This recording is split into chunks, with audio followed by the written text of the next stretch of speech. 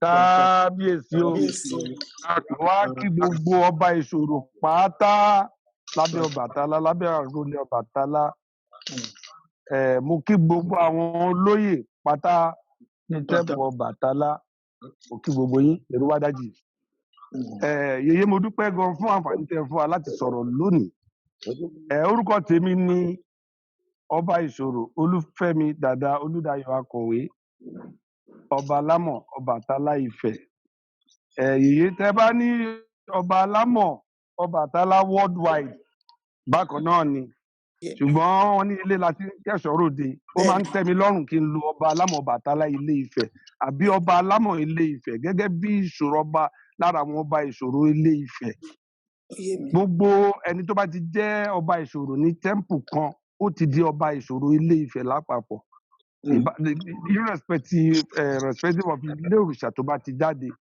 tó bá ti mú ṣòro ẹ̀ pé pàápàá jùlọ ní ti Ọbàtálá ó ti di ọba ìṣòro Ilé Ifẹ̀ nìyẹn ó máa ń jẹ́ ohun tó jẹ́ oríyìn fún mi láti pèrè àmì ní ọba ìṣòro Ilé Ifẹ̀ ṣe rí worldwide àgbáyé torí irú tẹ́ béèrè lọ́wọ́ àwọn bàbá wa àrólé Ọbàtálá tẹ́lẹ̀ béèrè lọ́wọ́ ọba Mẹ̀sọ̀ lórí oríṣiríṣi àwọn tó ń pera wọn ní ọba tí wọ́n dẹ̀ ń lo àgbáyé kò fẹ́ jẹ́ kémi gan kágbáyé yẹn fẹ́ wù mí lò ju pé Ilé Ifẹ̀ tó jẹ́ sọ́ọ̀sì yẹn gan ló jẹ́ yes the source.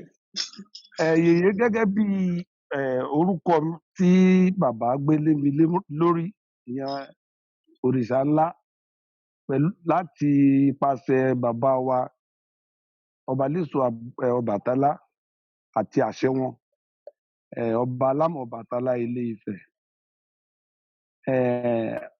gbogbo alámọ̀ yìí pé Ọbàtálá orúkọ òrìṣà ńlá ni fẹ́ sọ àṣírí kan nígbà tí bàbá fún mi ní orúkọ yẹn bàbá ọba Léso ọ̀pọ̀lọpọ̀ àwọn èèyàn dìde wọ́n ní bàbá orúkọ tó yẹ kẹ́ jẹ́ nìyẹn orúkọ ṣùgbọ́n bàbá ní àṣẹ òrìṣà làwọn tẹ̀lé nítorí pé àwọn náà jẹ́ ẹni tí lọ́sàn-án lóru ní lóòrèkóòrè Ọbàtálá máa ń bá wọn sọ̀rọ̀ òrìṣà ńlá máa ń bá wọn sọ̀rọ̀ so wọ́n dẹ̀ jẹ́ káwọn èèyàn mọ̀ yìí pé àṣẹ òrìṣà ńlá làwọn tẹ̀lé pẹ̀lú orúkọ yẹn ìtumọ̀ alámọ̀ ni alámọ̀ tí mo rí Ọbàtálá ló ń jẹ́ tó mọ̀ ẹ̀dá iṣẹ́ tó wá jẹ́ tèmi tó gbélé mi lórí ni wípé gbogbo tó bá fẹ́ àtúnṣe nílé Ọbàtálá gbogbo ọ̀nà tí n bá máa gbé gbà láti ṣe àtúnṣe mo gbọ́dọ̀ ṣe gbogbo bí n ṣe máa gbé ọmọ Ọbàtálá olóyè Ọbàtálá mọ́ra tá máa túlé Ọbàtálá ṣe mo gbọ́dọ̀ ṣe gbogbo ohun tí mo gbọ́dọ̀ sà nípa láti ṣe láti jẹ́ pé kí nǹkan gún nílé Ọbàtálá mo gbọ́dọ̀ ṣe nítorí bàbá wa àrólé Ọbàtálá gẹ́gẹ́ bẹ́ẹ̀ ti mọ̀ pé Ọbàtálá gbajúmọ̀ káàkiri àgbáyé ni bàbá wa Ọbàtálá òde lè dáṣẹ́ ìṣe tí àwọn ló máa wà ń fẹ̀ ló máa wà ní Trinidad ló máa wà ní America all the Caribbean cities kò ṣeé ṣe bẹ́ẹ̀ ọdún tó bá fẹ́ ṣe òrìṣà ńlá fún wa lágbára àtòkùn láti ṣe o gbọ́n nígbà tí wọ́n bá ti ní àwọn ọ̀yàn lẹ́yìn tó lè bá wọn ṣe ó jẹ́ iṣẹ́ ti tèmi gẹ́gẹ́ bí alámọ̀ ní tẹ́ḿpù Ọbàtálá tó dẹ̀ tún jẹ́ lára wọn bá ìṣòro Ifẹ̀.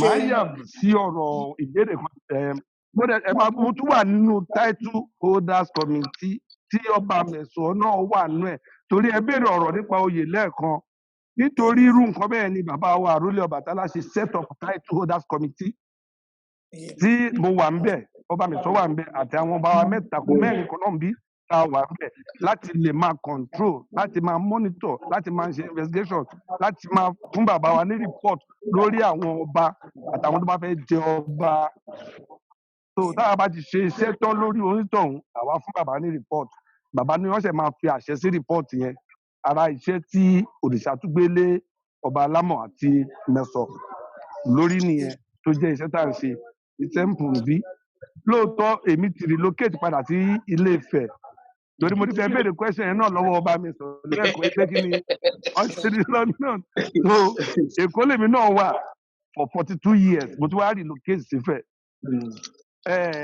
àṣẹ òrìṣà náà relocate sífẹ̀ nítorí pé nígbà tí mo dé Òró tán òrìṣà la ọ̀nà fún mi pé kí n dá iléeṣẹ́ lẹ̀ ń fẹ̀ kí n dẹ̀ lóko nílé Ifẹ̀ láàrin oṣù méjì òrìṣà dẹ̀ parí gbogbo ẹ̀ tí mo wá jókòó tì lẹ́yìn nílé Ifẹ̀ tí mo dẹ̀ gbàdúrà yìí pé Mẹ̀sàn náà àti àwọn ọba wa tó jẹ́ ọba gidi òrìṣà náà máa bùkún àwọn náà wọ́n á padà wá sílé Ifẹ̀ bá jókòó torí iṣẹ́ tí bàbá wa ń ṣe tí àròlé ṣe iṣẹ́ ńlá ni iṣẹ́ tí ọ̀pọ̀lọpọ̀ wa gbọ́dọ̀ wá jókòó tì wọ́n ká bá wọn gbà ṣe so that àwọn tó bá wà ní outside Nigeria tó bá ń dé wọn máa bá nǹkan ìdùnnú torí bí ni headquarter Ọbàtálá worldwide Igbó Tàpá ń bí ibẹ̀ ní headquarter Ọbàtálá worldwide ibi dàbí Mecca ibi dàbí Rome tàbí Jerusalem tí àwọn ẹlẹ́sìn méjèèjì ń lọ bẹ́ẹ̀ náà ni Ọbàtálá ní àwọn ọmọ àti ẹ̀ka káàkiri àgbáyé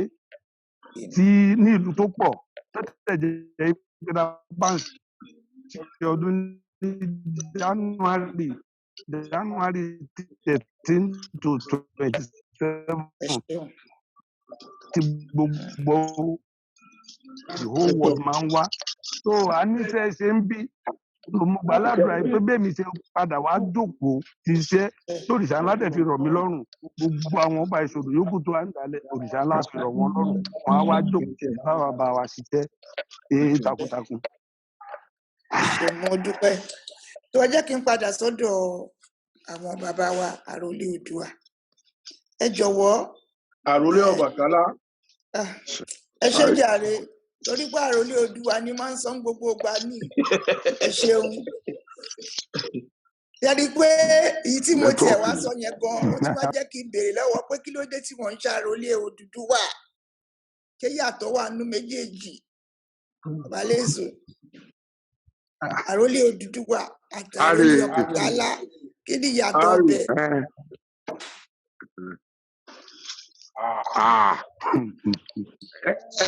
Ọbàtálá lágbà ọmọdé l'Odùduwà parapá ni arúgbó l'Ọbàtálá kọńkálukú ló bí ọmọ tiẹ̀ ṣùgbọ́n àṣẹ Olódùmarè rèé o ẹ jẹ́ kí n sọ àṣẹ Olódùmarè fún yín owó mẹ́ta gbogbo ayé yìí òpó àkọ́kọ́ òrìṣà ńlá òpó ẹlẹ́ẹ̀kejì Ọ̀rànfẹ̀ òpó ẹlẹ́ẹ̀kẹta Odùduwà àṣẹ Olódùmarè ni wípé tí àwọn ẹ̀gbọ́n Odùduwà méjèèjì àtẹlẹ sọ pé bàbá ẹ lọ bàtà wọn ní kán fún odò láàyè wọn máa ń ṣètò òlú ẹ̀tọ́ sọ ayé lè rojú ohun tó dẹ̀ ṣẹlẹ̀ ilé Ifẹ̀ dọ̀la nìyẹn wọn ní Oòduà èmi ní àròlé Ọbàtálá ó mẹ́ta dàda kan Ọbalẹ́sù àgbáyé ní òrìṣà ńlá Ọ̀rànfẹ̀ Ọbalúru olóyè Ọbalúru tó bí ọdún àdìgínà tí ń pè ní morúkọ ẹ̀ dáadáa ó ní Ọ̀rànfẹ̀ wọ́n rẹ̀ forí fún tó jẹ́ the living divinity of Odùduwà so bó ṣe rí nìyẹn kò bára mu nígbà tí Ọọ̀ni bá jà àròlé Oòduà òun ni kò wà disputable kò sí ẹ̀ bẹ́ẹ̀ èyí tó òrìṣà ńlá bí lọ́wọ́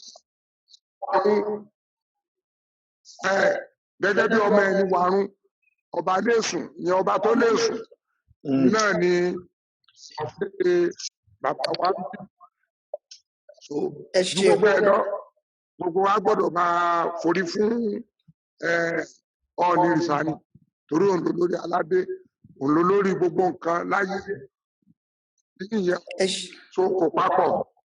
ẹ ṣeun ẹ jọ̀wọ́ ẹ gẹ́gẹ́ bí àgbà kò ní tán nílẹ̀ Oòduà ètò yìí a máa ń fẹ́ mójútó ibi tó bá dàbẹ̀ pé àlàyé wà ká lè mú èdè àìyedè kúrò bàbá wa Ọbàtálá yìí àwọn ìlú wo làwọn ọmọ ẹ̀ fọ́nká sí lọ́wọ́lọ́wọ́ báyìí àwọn ìlú wo gan-an la lè sọ pé àwọn ọmọ Ọbàtálá lọ tẹ̀dó sí.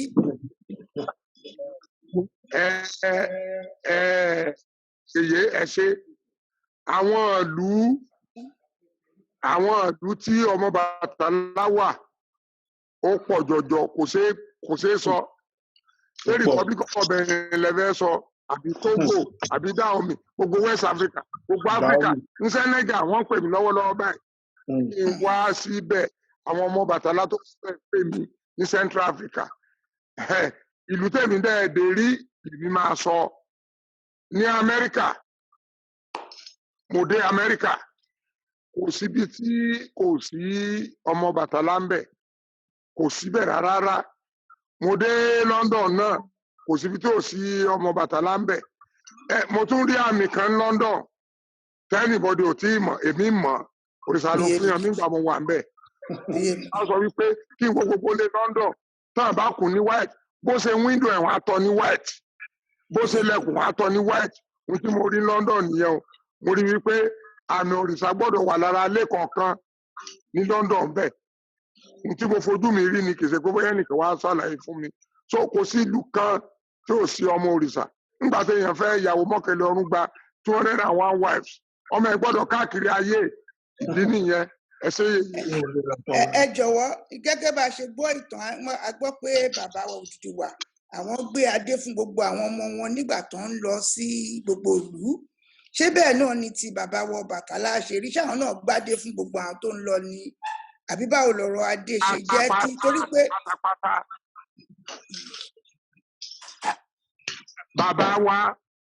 bàbá wa ló ládé adé ṣẹ̀ṣẹ̀ fún kò dẹ̀ sọ́mọ ẹ̀kan tó máa jáde lákàtà ẹ̀ tó ní gbádé yẹn lé lọ́wọ́ kò sọ́mọ ẹ̀kan tó máa jáde ńbẹ̀ tó ní gbádé lé lọ́wọ́ òun náà pín adé fáwọn ọmọ tiẹ̀ náà. ẹ ṣeun ṣe níbi tí ayé ti wá dàrú báyìí kò yé èèyàn mọ́ gbogbo àwọn ọmọ tó jọmọ Ọ̀rúnmìlà wọn á lọ́mọ Oòduà làwọn àwọn tó jọmọ Ọbàtálá wọn á lọ́mọ Oòduà làwọn àwọn tó jọmọ Èṣù wọn á lọ́mọ Oòduà làwọn bẹ́ẹ̀ lọ tábàdé tẹ̀lé àṣẹ Olódùmarè náà ó ní ká fún Oòduà láàyè nítorí Olódùmarè sọ nìyẹn so àwọn bàbá méjèèjì wọ́n dẹ̀ fi fún láàyè àtàwọn tó kù náà fún láàyè ẹ ṣe. ẹ jọ̀wọ́ ọ̀rọ̀ pàtàkì kan ń lọ tí wọ́n ti ń bi gbogbo àwọn èèyàn wọ́n dẹ̀ láwọn oníṣẹ̀ṣe tán wà nípò ńláńlá bí irú tí àgbóhùn yín ọ̀rọ̀ náà rèé àwọn ọmọ Yorùbá bóyá ẹ lè ṣàlàyé ẹni tó ń jẹ́ Yorùbá ṣùgbọ́n àwọn ọmọ Yorùbá wọ́n láwọn fẹ́ Odùduwà nation wọ́n láwọn wá Yorùbá nation wọ́n láwọn wá Odùduwà republic gbogbo àwọn Kristẹni wọ́n dá sí àwọn àfà wọ́n dá sí àwọn olóòṣà àrí kan dá sọ̀rọ̀ yìí wọ́n dẹ̀ máa sọ̀rọ̀ lórí ẹ̀rọ alágbèéká wọ́n ní àwọn oníṣẹ̀ṣe wọn dá sí àwọn ọba wọn dá sí ìgbà tẹ́ wá jẹ́ ọba ni mo ṣe ń bí pé ẹ dákun ọba Lẹ́sàn Ọbàtálá Yorùbá nation yìí ṣé a rí ohun tí òòṣà ti sọ fún wa ń pa ẹ̀ gbogbo kèrúdò tó kalẹ̀ sí ibi tó ń pè Yorùbá nation yìí. ẹ ṣe yèyé òrìṣà ti sọ̀rọ̀ ń pa Yorùbá nation yìí ó ti pẹ́ lẹ́nu ṣe tẹ́mi di àròlé yìí ó ti pẹ́ ó tọ́dún 6. òrìṣà gbogbo tá à ń ṣe òrìṣà ló ń ṣe òrìṣà ló máa pín ìlú sí wẹ́wẹ́ ó ló máa pín orílẹ̀-èdè sí wẹ́wẹ́ ó ní ìyànjẹ ti pọ̀ jù ó ní wọ́n yan àwọn ọmọ oúnjẹ òrìṣà wa nìyẹn so ó ṣeé ṣe náà ó jẹ́ pé Odùduwà nation náà ń sọ Ọlọ́run jẹ́ kó bọ́ sí fún wa tó kálukú bá dán mú ìyá ẹ̀ gbé á mọ̀ dájú o ìyà ẹ̀ ti pọ̀ jù ẹni tó bá wà Nàìjíríà mọ̀ pé à ń jẹ ìyà gan-an tó pọ̀ ìyà ti pọ̀ jù inú mi dùn mo dẹ̀ ń gbàládùra lójoojúmọ́ kí ọ̀rọ̀ orílẹ̀-èdè Yorùbá nation kó ṣeé ṣe fún wa kó ṣeé ṣe bá a tẹ máa níṣòro nípa pé èmojú ẹ ojú mi torí ìṣòro àwa Yorùbá nìyẹn ẹni tí ò tó nǹkan a máa pera ẹ 10 ẹni tí ò jẹ́ kankan á ló gbọ́rùn lóhun ìṣòro wa nìyẹn so Ọlọ́run àdé máa yanjú ẹ̀ Ọlọ́run àjẹ́ kí ọ̀rọ̀ orílẹ̀-èdè bọ́ sí.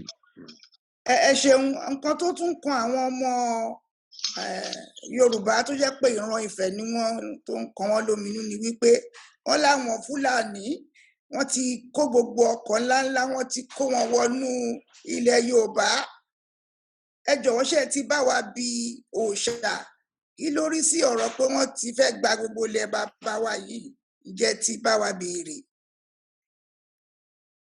òrìṣà tẹ́ ẹ sọ yẹn láìpẹ́ yìí, òrìṣà ní ká má fòyà ká má sojo, ó ní kò sẹ́nìkan tó lómi nìkan ò ní mì wá, ó ní ìmọ̀tú ìmọ̀jọ ẹ̀mẹ́ni nìkan kì í dọ́jọ́ alẹ́, ó ní olúbọ̀ngàgà sẹ́wọ̀n olúbọ̀ngàgà olú tó máa wù láàárọ̀ tó máa kú lọ́sàn-án, ó ní kì í nájọ òrùn dá, ó ní kò sí wàhálà, òrìṣà wà pé kò sí wàhálà, wọn bá lọ kó gbogbo fúlàní wá láti ibi tí wọn ti ń gbé ẹbọ náà máa fi ré dànù. A máa fi rúbọ dànù. Àwọn èèyàn wa ṣe àdùnnúmọ́dẹ̀ tí wọ́n jù wọ́n parọ́ ẹlòmíì a ní fúlàní mẹ́ta mú mẹ́rin parọ́ òde dá rọ yìí ẹ̀pọ̀ kò sí bí tán lè gbà wọlé yìí òrìṣà pín wọn nípa ohun tí bàbá sọ fún ẹ ṣeun, ẹ jọ̀wọ́ mo mọ̀ wípé a ti rí gbọ́ pé àwọn tán bá jọmọ òòṣà Ọbàtálá wọn máa ń ríran, wọn dẹ̀ máa ń lọ sínú wọn á lọ sínú ẹ̀mí náà ń pè ó, ẹ jọ̀wọ́ wọn máa ń ní mí sí, ẹ ṣàlàyé ẹ̀ fún wa. Ẹ̀gùn. Lóòótọ́ ni ṣe tó bàtà lóòótọ́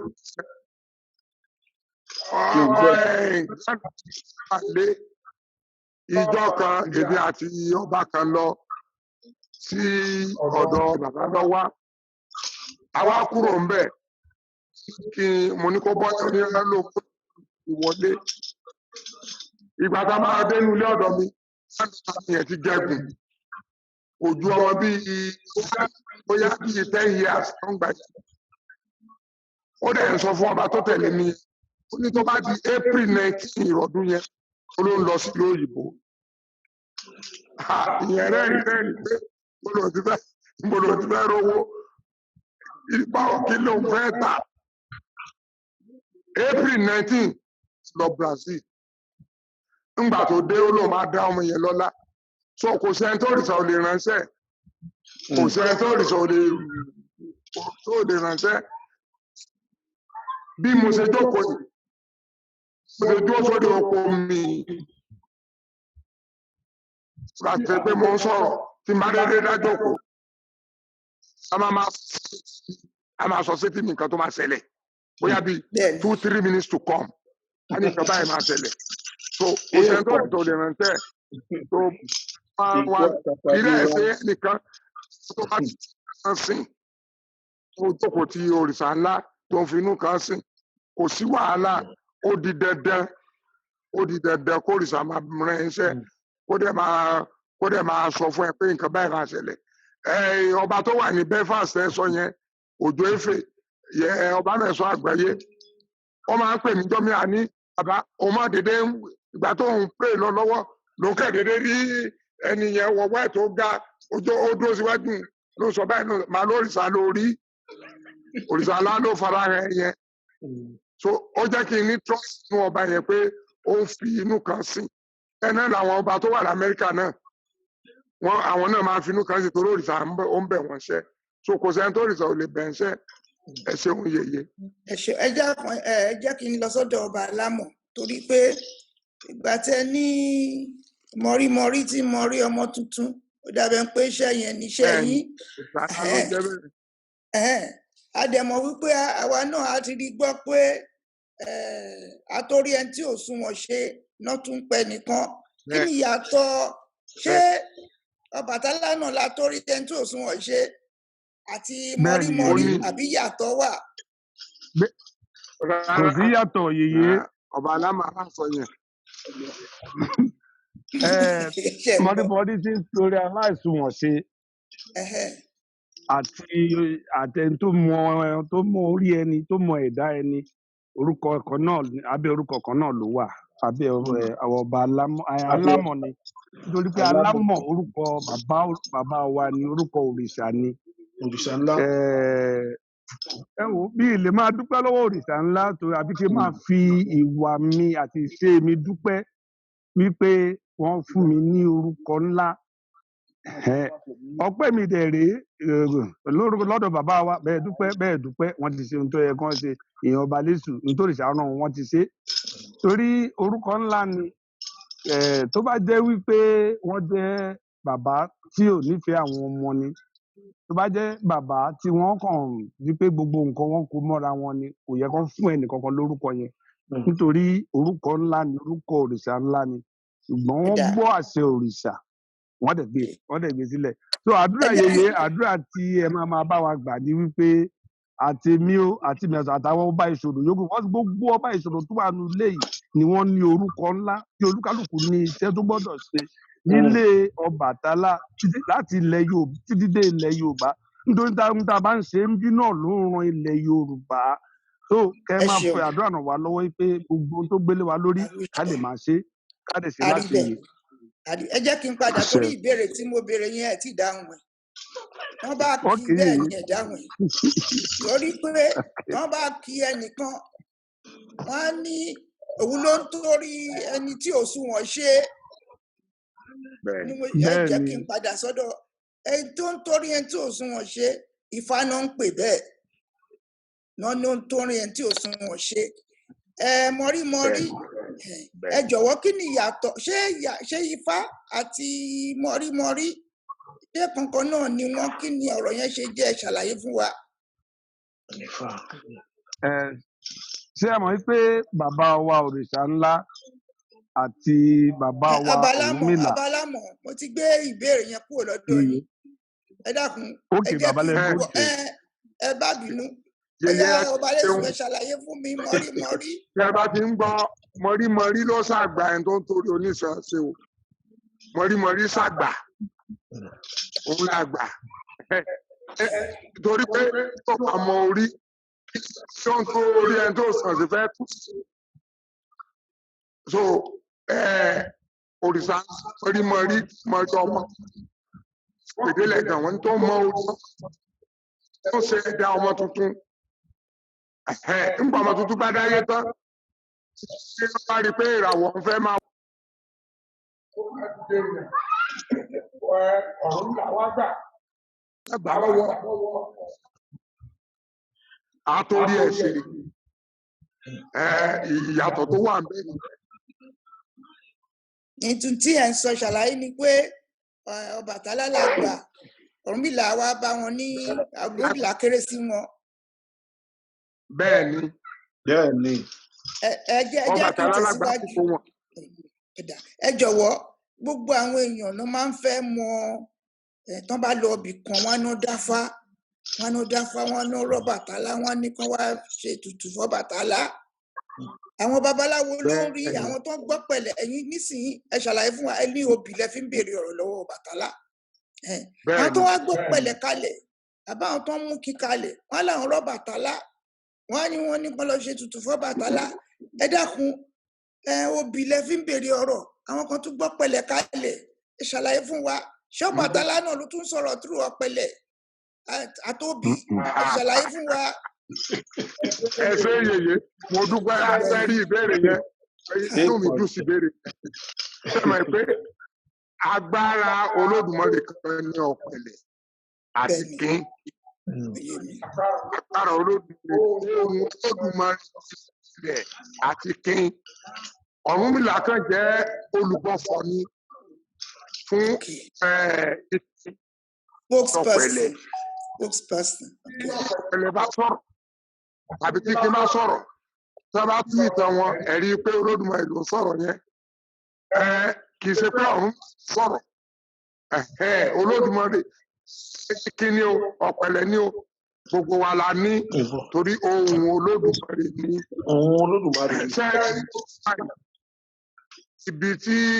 ibi tí agbára Ọlọ́run pín sí ni ìṣe gbogbo èèyàn ló lè tú obì tí a bá pa obì lẹ́sìn ìsà lè tú bó fẹ́ tú gan ó máa sọ sí ẹ létí pé kì í ṣe nǹkan tó sọ ìyẹn o nǹkan báyìí sẹ́rí pé agbára jagbára lọ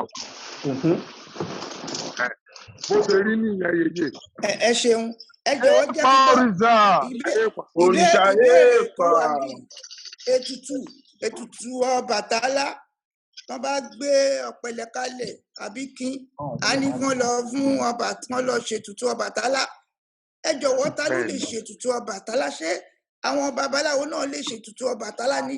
Àbí tán bá ti rí bẹ́ẹ̀ yẹn ẹ má bínú o, ṣe mọ̀ pé mo fi ti Gẹ̀ẹ́sì wo ni nígbà tó jẹ́ pé Ọ̀rúnmìlà làwọn náà ń bá ṣiṣẹ́ tán wá rí Ọbàtálá. Ṣé tán bá ṣètùtù Ọbàtálá yẹn ṣé bó ṣe yẹ kó rí nìyẹn? Àbí tí wọ́n bá gbọ́pẹ̀lẹ̀ kalẹ̀ bébí ṣe ń wò ó ni pé tán bá gbọ́pẹ̀lẹ̀ kalẹ̀ tán bá ní kán lọ fún Ṣàngó lóúnjẹ kán dorí kọlé oníṣàngó kó ní Ṣàngó ṣiṣẹ́ bébí ṣe rò ó nìyẹn o. Ṣùgbọ́n wọn làwọn fẹ́ fún ní Ṣàngó lóúnjẹ tán bá ní kán lọ fún Ọ̀ṣun wọn làwọn máa ṣọ̀ṣun. Èmi rò pé yẹ kán lọ fún Ọ̀ṣun àwọn tó jẹ́ pé wọ́n bá jí Ọ̀ṣun. Ọ̀rọ̀ Ọbàtálá yìí ẹ wo àwọn kan náà kọ̀wé síbi ìkan ní wọ́n ní kán lọ mú 100 ìgbín wá ọlọ́mọ ẹyẹlé 10 wá. Ẹ dákun wọn náà máa gúnyán fọ́pọ̀lọpọ̀ èèyàn. Ẹ dákun kí lọ̀rọ̀ yìí ṣe jẹ́ tán bá ti rí nínú ọ̀pẹ̀lẹ̀ kí ló yẹ kán ṣe? Ẹ ṣe yèyé ọkùnrin ya sẹ́wọ̀n pé ọ̀rọ̀ Ifá yìí ẹlòmíì ti sọ di oúnjẹ. Iṣẹ́ ló jẹ́ fún ẹlòmíì, iṣẹ́ ló jẹ́ fún ẹlòmíì. Àrínú olóòṣà wa náà tó ti fa ṣùgbọ́n ohun tó dáa jù tó lè pọn wa léjù gẹ́gẹ́ bí tí Ọ̀rúnmìlà bá fọ̀ ohun Elédùmarè ni lọ fún Ọbàtálá ló jẹ kí nǹkan báyìí kó lè ṣeé ṣe. Wọ́n gbọ́dọ̀ pe Ọlọ́bàtálá nígbà tó bá rúbọ tán wọ́n á kó nǹkan tó Bàtálá fẹ́ jẹ wọ́n á kó fún un. Ọlọ́bàtálá ló máa fún bàbá ẹ̀ lóúnjẹ. Tó bá jẹ́ Ṣàngó náà ni ó ṣe kó rí nìyẹn. But ẹ wá wo bá a ṣe gbọ́ ọdún tàn kò sí irúnmọlẹ̀ ó ṣàkàn sí Ọ̀rúnmìlà lè fún lóúnjẹ. Ọ̀rúnmìlà náà ló ń wóúnjẹ fún wọn, ó ń wóúnjẹ fún gbogbo wọn. Ọ̀rúnmìlà lè fún wọn lóúnjẹ. Ṣùgbọ́n tó dáa jù ni pé tọ́lá ní kéèyàn lọ bọ Ṣàngó ó lọ sílé Oníṣàngó. Tọ́lá ní kéèyàn lọ bọ eégún kàkà tí àwọn babaláwo máa gbé àwọn sílẹ̀ wọ́n máa bọ pàpà torí wọ́n kúkú lọ sọ́dọ̀ eléégún wọ́n bọ́ ṣe bọ eégún. Babaláwo lè kó sọ́kò délé bí lèmọ́ eégún bọ̀ láti bọ̀bọ̀ yìí fa ṣe ní sọ́ọ̀nì adẹ́kùn rẹ̀. Ó tàṣẹ àṣẹ náà ń pè yẹn ó tàṣẹ ni. Àwọn ilé ìfẹ́ náà sọ pé àwọn bọ Ọbàtálá wọ́n ń tàṣẹ lásán ni. Kì í ṣe bíbọ wọ́n tàṣẹ wọ́n mọ̀ sọ pé ẹ̀ńtán ni kó lọ bọ Ọbàtálá rẹ̀ ó já láì gbọ́ràn. Ní babaláwo fún máa ń tàṣẹ yìí lọ́la wípé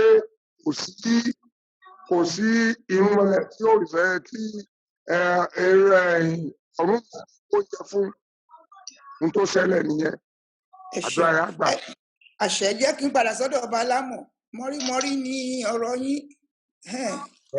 Ẹ dákun ṣé táwọn èèyàn bá ní ìṣòro wọ́n ṣe máa ń lọ bá babaláwo ṣán lè wá bá yín bí ọba Alámọ̀ wọ́n lè wá bá yín pé àwọn níṣòro ẹ̀dẹ̀ ṣàṣeyẹ̀wò àbí yóò sí nínú iṣẹ́ tí oyè yẹn fún yín láàyè láti ṣe? Ó wà ń bẹ yèyé tí wọ́n bá wá bá mi máa mú ọ wá sílé òrìṣà ni.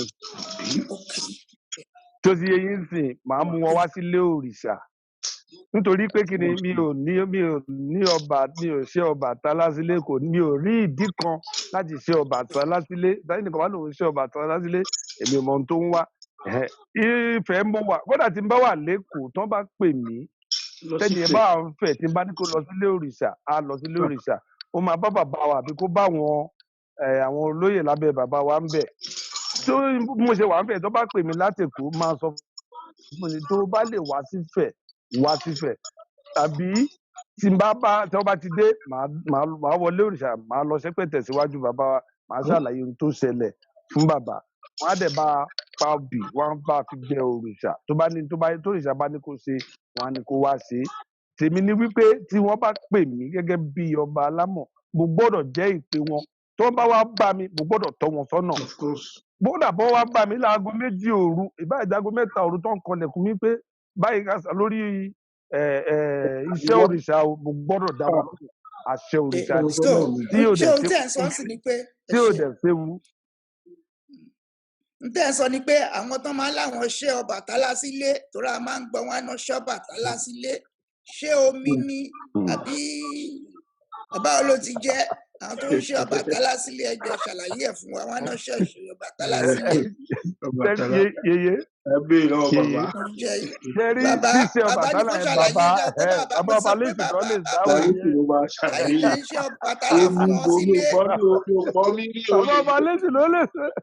Torí àwọn kan wà tá a gbọ́dọ̀ máa tú yeye. Bàbá ló lè dáhùn yẹn. Ẹ dúró ṣẹ́rí tó ṣẹlẹ̀ ní wípé àwọn èèyàn wa káàkiri àgbáyé ìṣòro tó ń dojúkọ látọ̀dọ̀ àwọn tí ó bá ọba lẹ́sùn tán ní tẹ́ḿpùlù Ifẹ̀ ìṣòro náà pọ̀ gan ni o nígbà tí mo dẹ̀ ti rí wọn gbẹ́jọ́kọ̀ lẹ́nu ẹ dákun èèpà òrìṣà ẹjọ́ ṣé wọ́n ń ṣọ́ Ọbàtálá sílé ọba lẹ́sùn ẹjọ́ bàbá ṣé wọ́n ń ṣọ́ Ọbàtálá sílé. ẹ ṣe ìwádìí ẹ̀kan sí eré páàsì àgbáyé ìpè tó ti rẹ́mọ nìkan ó ti di tàgbáyé láti ṣe láti sọ̀rọ̀ yìí wọ́n máa ń ṣe Ọbàtálá sílé dáadáa dáadáa bàbá máa àṣẹ òrìṣà yẹn a máa fún wọn kì í ṣe bá máa gbé Ọbàtálá náà gbé àrídé eré kankan àṣẹ òrìṣà yẹn la máa fún wọn tábà dẹ̀ máa ṣe inú àwọn òṣìṣẹ́ máa ṣe sí adẹ̀ máa sọ pé ibi tó bá máa gbé sí gbọ́dọ̀ funfun yàrá tó bá máa gbé sí gbọ́dọ̀ funfun tábà dẹ̀ ṣe bẹ́ẹ̀ yẹn kò sí tó pèrè lọ́wọ́ Ọbàtálá tó ìsàlá òní fún kò sí nǹkan láyé tóun tó ṣẹlẹ̀ nìyẹn.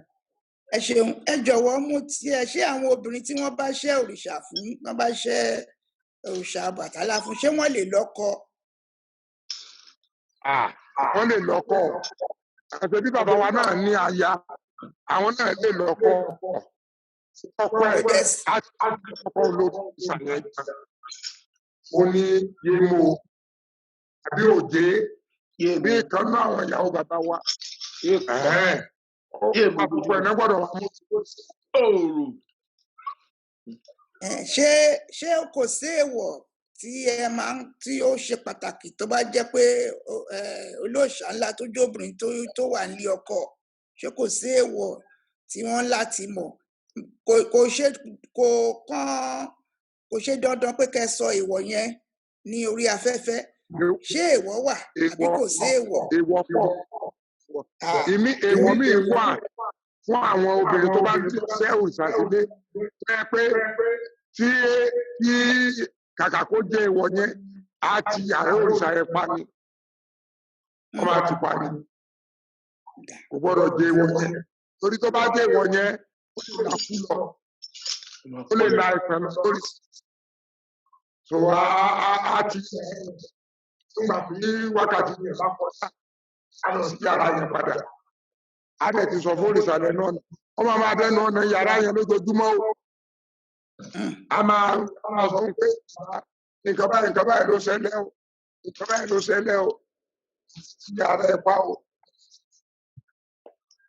Ẹ ṣé mo dúpẹ́ lọ́wọ́ yín torí mo mọ̀ wípé ẹ ní ilé ẹ̀kọ́ fáwọn ọmọ kéékèèké ẹ dákun ẹ sọ fún wa nípa ilé ẹ̀kọ́ tí ẹ ní ní Ifẹ̀ fáwọn ọmọ kéékèèké. Bẹ́ẹ̀ ni a ní a primary school tó jẹ́ ilé ẹ̀kọ́ fún lẹ́yìn àṣẹ láti lò tó jẹ́ ilé ẹ̀kọ́ tí ìjọba fún láṣẹ primary school state government ló dẹ̀ fún wa ní license àwọn ọmọ yẹn dẹ̀ ṣe dáadáa àti ṣe ayé abẹ ṣe ìdárayá lọ́dún ìpapà ní April àti ṣe ní April 11 àti ó ṣe ní dàbẹ̀ pé ìdárayá skul náà ní náà April fi hàn 11 wá yìí ó ní náà là ń wò ẹ̀sùn náà yìí ni mo fi hàn yìí là ń wò so yìí inú mi dùn ẹ ṣe. àwọn ọmọ yẹn dẹ̀ ṣe dáadáa wọ́n ṣe àwọn tíṣà wọn náà tíṣà tó dáa ní kì í ṣe ilé ẹ̀kọ́ tèmi nìkan o ilé ẹ̀kọ́ gbogbo ayé ni o àwọn ará Belfast gan donate láti ọba lè ṣe amẹ́tọ̀ ọba dùn lọ́yìn London náà àwọn Amẹ́ríkà ọba north ọba nẹ́fún ọba ìyá àpèsè làlà ìyá àlà ẹ jọ̀wọ́ kí ni skul yẹn ṣe yàtọ̀ ṣé ẹ ń kọ́ wọn nípa Christianity àti Islam ń bẹ àbí òòṣà nìkan lè kọ́ wọn. rárá bọ̀tá fún wọn ní Western education là ń fún àwọn ọmọ adẹ̀kọ́ wọn ní akọ́ wọn ní bá a ṣe ń bọ òrìṣà ńlá bá a ṣe ń Ifá wọ́n lẹ́wọ́ ọtún wọ́n fẹ́ kọrin wọ́n lẹ́wọ́ wọ́n ní ìgbìn gbogbo stories ànífín tó làwọn náà ní ìwà àkọ́ wọn ní Christianity àkọ́ wọn ní Islam rárá ìjọba náà dẹ̀ mọ̀ pé nígbà tó dé ìta wo torí Western education náà ni. ẹ ṣe pé àwọn ọmọ tí wọ́n lọ sí skul yìí sìn lẹ́yìn pé kọ́ mọ̀ nípa òòṣà wọ́n mọ arithmetic wọ́n mọ English ṣùgbọ́n kò sí nǹkan kan pa ìlànà míì. English kò sí nǹkan kan tó kù tí wọ́n mọ̀ wọ́n gbogbo ṣe ẹ̀ kọ̀ǹpútà. ẹ jọ̀wọ́ ṣé ìlànà Kristẹni àti ìlànà Mùsùlùmí torí mo ti pàdé àwọn Ọlọ́bàtálá tó ń jórúkọ Kristẹni mo ti pàdé èyí tó ń jẹ́ Ràúfù gan. tó sọnù nìyẹn. ẹ dákun ṣé Christianity àti Islam ṣé ẹni tó bá jẹ́ Christian ó sì lè jọ Ọlọ́bàtálá ṣé ẹni tó bá jẹ́ Muslim ó lè jọ Ọlọ́bàtálá. fúnra òrìṣà máa sọ lórúkọ náà òrìṣà fún lórúkọ tí fúnra ẹ̀ so sẹ́mọ̀ pé ẹlòmíì ti lórúkọ yẹn gbogbo sátífíkẹ́tì ẹ̀ orúkọ Muslim ló wà orúkọ Christian ló wà bẹ́ẹ̀ àtọ́bádọ́ tó wà òrìṣà fún lórúkọ tí ẹ̀ ó lè máa lo sátífíkẹ́tì yẹn o gbọ́n pé bí a yàtọ̀ nítorí àwọn èèyàn wa tó ń bímọ lẹ́nu iṣẹ́ àwọn èèyàn wa tó ń bímọ tẹ́ǹpù sọ ọmọ wọn lórúkọ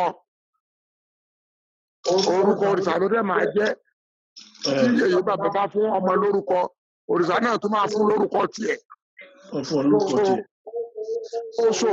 fún àwọn ọmọ wa láti lórúkọ Mùsùlùmí àti Kìrìsìtẹ́nì.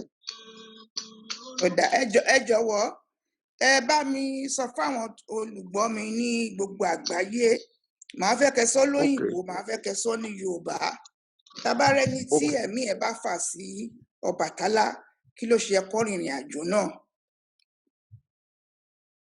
Kò lè ẹ sábà pé òrìṣà máa ní ọmọ tí ẹ lọ́tọ̀ máa ṣe wòlíì máa ṣe ètò jẹ òrìṣà kan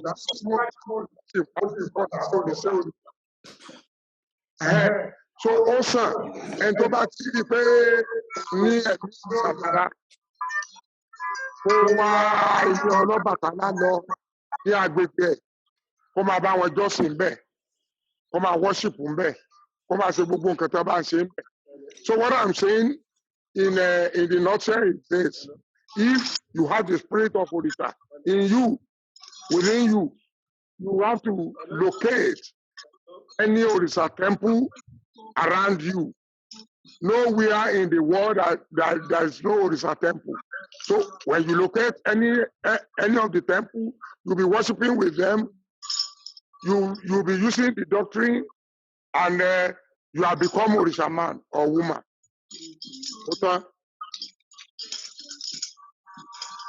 Ẹ ṣeun alàgbà wa ní Belfast ẹ bá kú kí lẹ fẹ́ sọ sọ̀rọ̀ náà. Ìyé ẹ ṣé mo dúpẹ́ Gbogbo nǹkan tí bàbá sọ bó ṣe ń lọ nìyẹn. If there's anybody in the world, around the world that has have that zeal of Orishala in them, they should consult us. Then we'll put them through. We'll let them know what is going on, and then we'll put them through as well. Like the question you asked, I just want to add to the question concerning the one you were asking Baba, you were asking Arule Obatala. A Christian that has a Christian name, many of the religion that has a Christian name. Yeah, every human being has Orisha name. Has Orisha name. Most of the people that consult me, anytime they are talking to me, I always call them by their Orisha name, even though they don't know. Some of them have that name, which their parents, biological parents, have given them. That they for long they have not had that name. I will call the name straight to them. Even Noshu name, any of the name, so many names that we shall have given to them. I will call the name.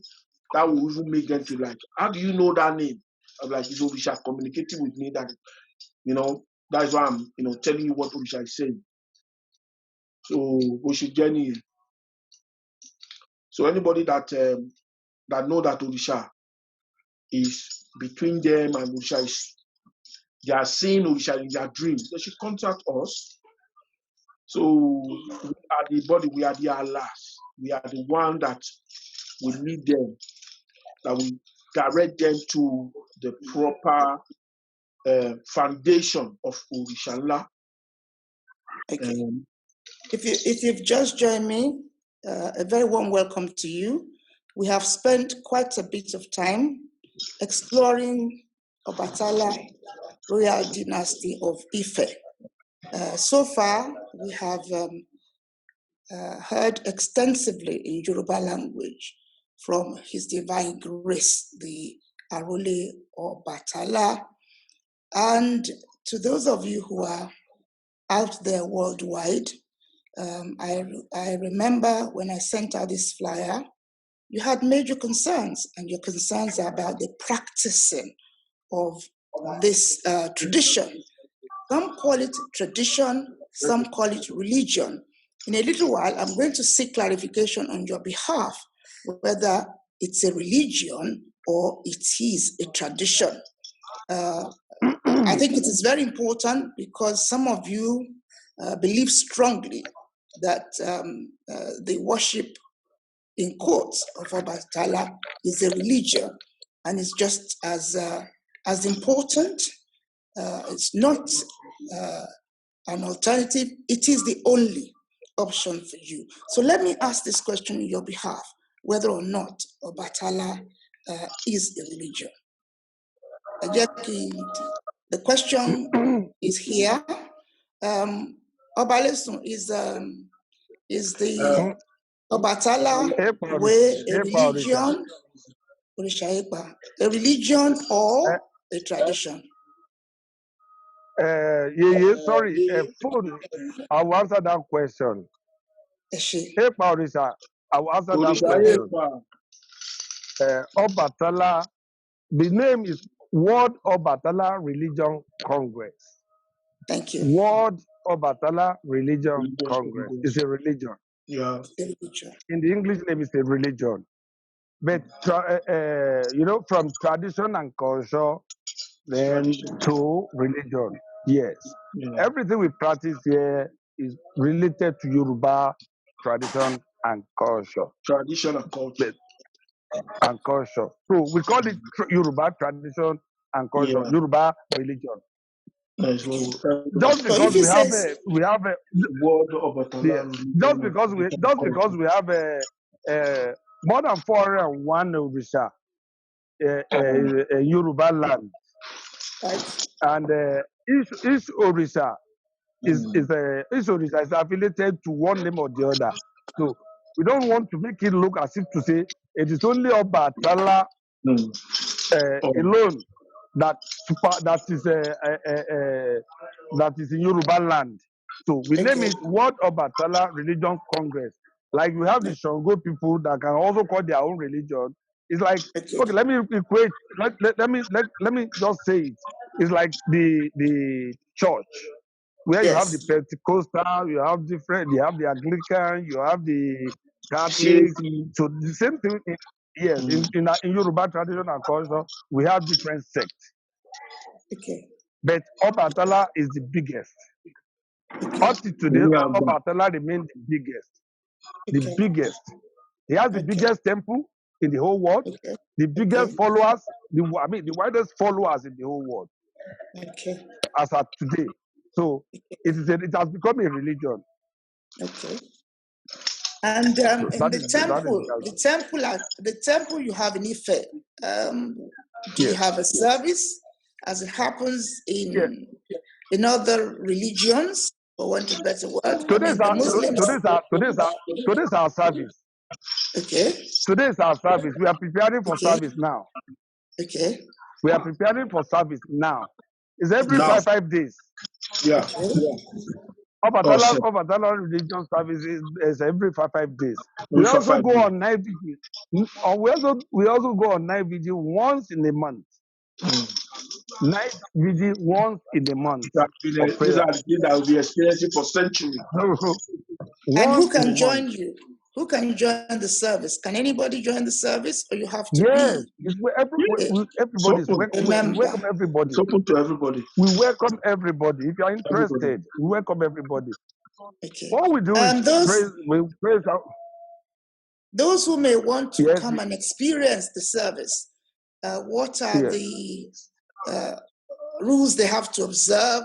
Do they have to wear particular colors? Do they have to come in a particular way? Do they have to bring anything along? Do they, for instance, will be required to give offering? No, if you are coming, just take us through. Offering. No. If you are coming, you have to be on white, pure white. Okay. Everything about you, your dress has to be white. And you must prepare to remove your shoes, slippers, and that's at the gate, at the entrance of the temple, which I will show round as I'm talking.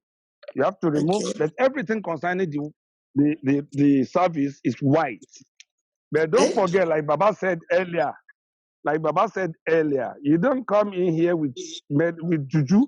I will call it juju.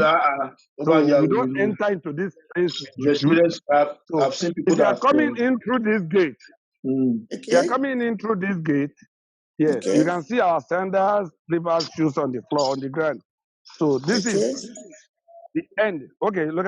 If you look at this right top, it is written in Yoruba, English, Portuguese, five languages. Because when we are during the Obatala festival in January, we have 5 different people that are coming. The only one, the two at the top. The Yoruba one is at the top. The English, I think, the Portuguese, some of the Caribbean cities languages. So it's written here. You have to remove your shoes, sandal, and everything you wear. Here is the end of it, and before you proceed and go inside, if you look at that entrance, you have been here now. That small entrance you are looking at. Of course. Go ahead. Yes. I'm looking at it. I feel so proud to see the significant improvement. You come in. Yes. If you come in, as a first timer, you are going to stand here. Then they will bring umiero. We call it umiero. Like baptism water. Umiero. Like what the Select put at the entrance. That before you enter into Select Church, you use it. They copied it from Obatala Temple. But here in Obatala Temple, it is once in someone's life. You just use it to clean your face 3 times, and that is all. Before you'll be allowed to enter. Here. So wow. Now this is another network, Baba Itikabi. I can see. Don't worry yourself. It's okay. We're getting there.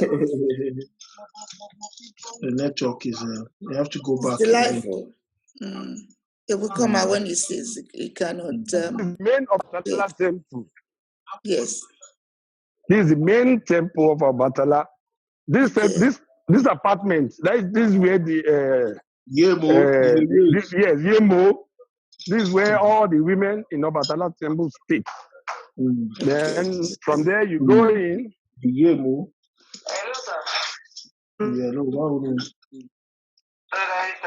It's wonderful. Contact here. Yes. Wow. Yes.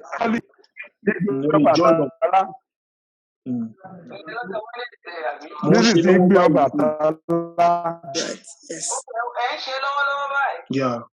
Yes. Okay. Then Wonderful. have the source that we call Ewo. Yes. Right. And you can see Baba on his seat. This is Baba on his seat. Right. You're talking worry now. Well, first of all, I want Emma. Emma saw me sino emi o. Oh yeah, Emma punka. Kwado Risa. Oh yeah. Oh yeah, Father, sit down. I want to see Kwade. Kwade Obatala house where we worship. The main hall. This is where we worship. Ilela. That's the royal house. So. Yes. Network here. So let me. Wow.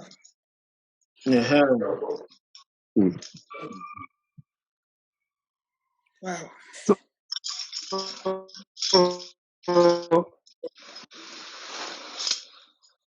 Wonderful.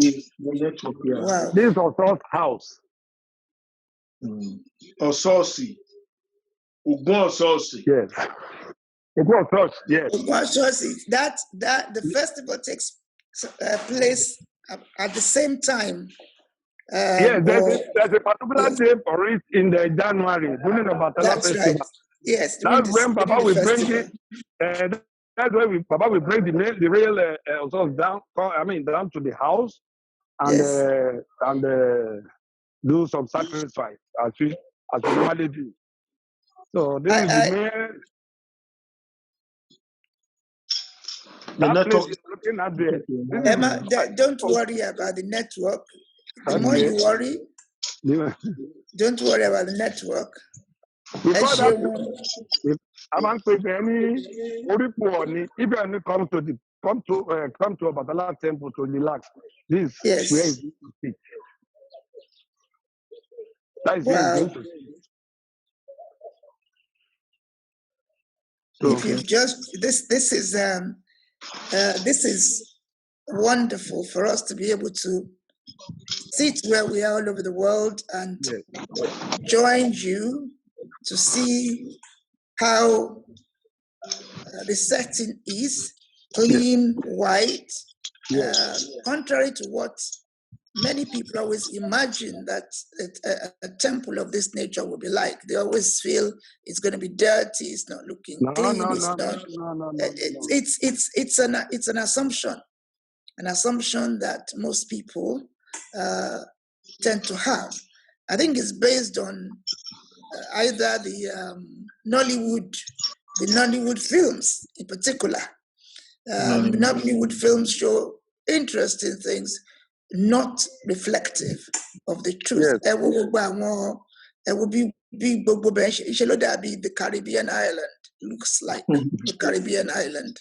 So this is the main gate. This is the main gate. And this is the outside, the parking space. So nothing is hidden here. Sure.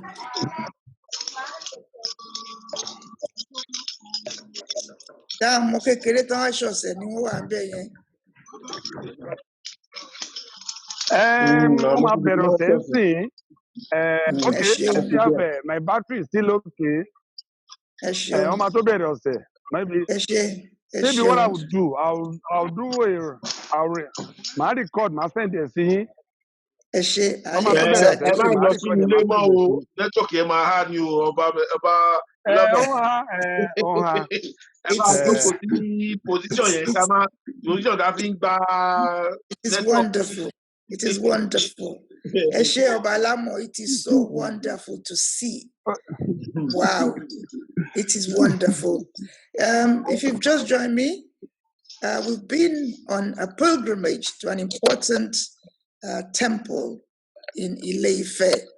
I think even looking at it, sitting where I am, I'm sure many of you will want to go and visit personally. If you want to go and visit personally, towards the end of the program, I'm going to ask for details of those to be contacted so that you can physically go and visit.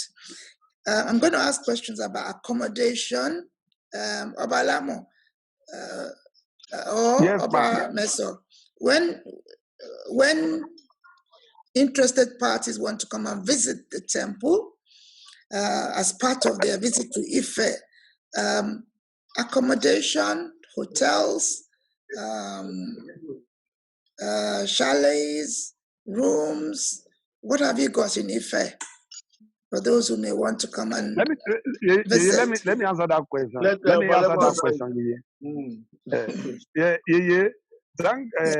I know you want people to hear it from us, not from you, Yes. because you know what we have in Ile-Ife. Let me I start do, from yes. our father, our Baba Yes. Onirisa. That is Yes. Ife Resort. Yes. You know how Yes. big it is. First class. Yes. First class. Then, Yes. you know, OAU has OAU guest house. Also, Yeah. very good and very neat. Then now, for the past 3 years now, there are many big hotels that are spring up in Ife, Yes.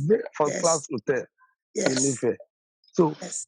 even if you are in Ife, accommodation is no longer the problem. There are big hotels, there are Yes. small hotels, according to how you can avoid it. From So 2005 accommodation in Ife, there's no 2000, problem. 5,000, There are rooms of 10,000, 3,005. 15,000. There are It's up rooms to of you, according to your 30,000. pocket. There are salads Yeah. according to your pocket. So we have. In fact, I believe that if we have, like, let's say 5,000 guests, we can accommodate. Thank Even you. more than Well, that. let me support you by saying, from wherever you're coming in the world, you will also find first-class supermarkets. There's no foreign food you cannot get in the supermarket. You cannot get freshly baked bread. I was thrilled. Sausages, nothing you would want in a foreign country that wouldn't find in a couple of supermarkets that I personally visited myself. And coffee, sugar, Persil soap.